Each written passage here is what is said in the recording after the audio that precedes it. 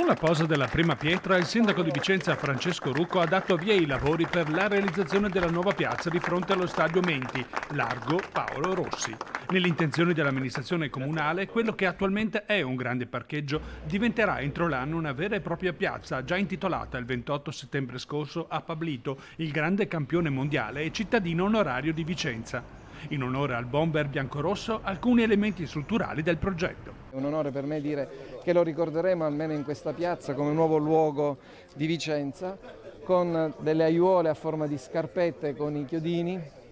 un pallone perché ricorda il pallone d'oro vinto da Paolo Rossi nel 1982 e non poteva mancare un'aiuola a forma di numero 9 che è il 9 della sua maglietta. È un piacere che il Lanerossi Vicenza abbia sede in una piazza dedicata a questo grande uomo, prima ancora che grande campione è stato un grande uomo, tra l'altro a noi molto vicino.